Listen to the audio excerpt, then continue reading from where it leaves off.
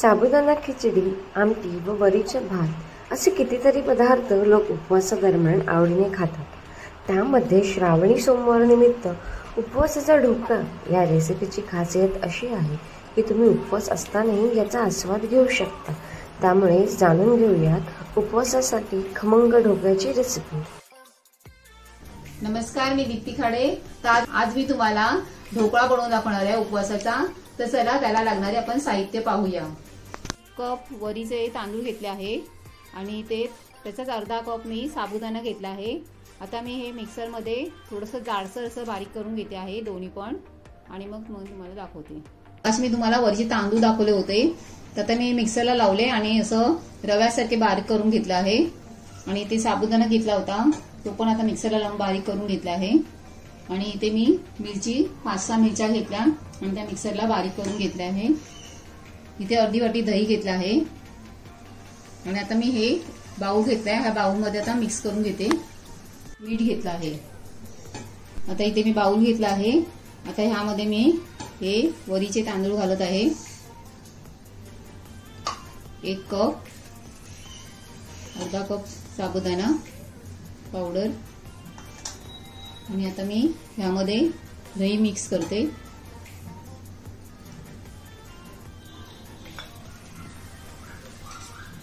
आणि ह्यामध्ये आता मीठ घालते.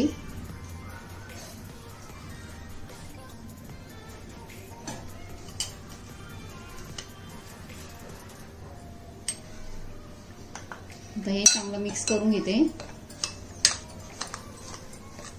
आता दही घालून मिक्स केलं आहे आणि आता मी याच्यामध्ये पाणी घालत आहे. ही दह्याची वाटी होती त्याच्यामध्येच मी पाणी घेतलं आहे आणि आता हे मिक्स करते.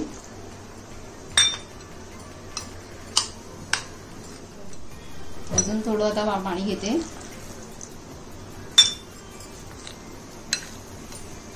हे चांगलं मिक्स करून घेऊया.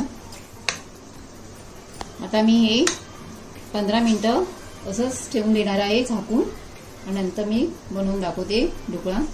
इथे मी पाणी गरम करायला ठेवलं आहे. आता 15 मिनिटं झाली आहेत आणि आता हे चांगलं भिजलं आहे.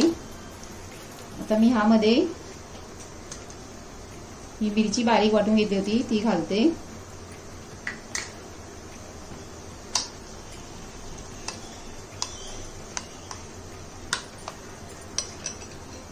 तर ह्यामध्ये मी हा खायचा सोडा घालत आहे. आता हे चांगलं मिक्स करून घेऊया. तूप घेतला, त्याला तेल लावूया. आणि तेल लावलंय. आता हे बॅटर ह्यामध्ये ओतते.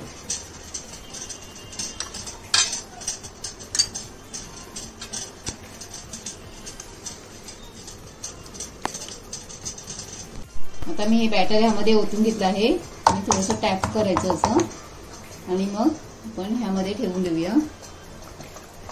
आता मी हे पाणी आधीच गरम करून घ्यायचं. सोडा घालायच्या आधी पाणी गरम करून घ्यायचं, नंतर मग सोडा घातल्यानंतर लगेच ते ठेवायचं असतं. आता मी याच्यावर झाकण मारून ठेवते. आता याच्यावर झाकण ठेवते. 10 मिनिटं झाली आहेत. आता आपण ढोकळा बघूया.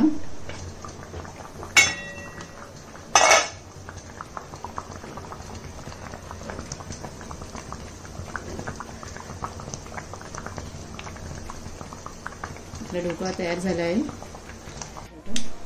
आता मी काढून घेतला आहे. तुम्ही बघू शकता किती छान फुलला आहे.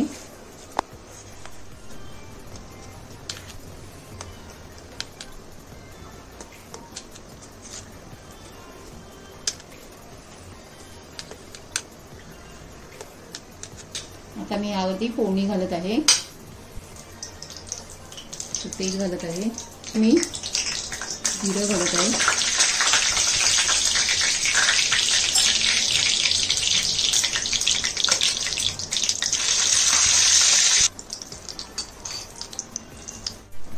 अशा प्रकारे आपला हा ढोकळा तयार झाला आहे. आता मी सर्व करून दाखवते. हा उपवासाचा ढोकळा तुम्हाला कसा वाटला? तुम्ही सुद्धा हा ट्राय करा.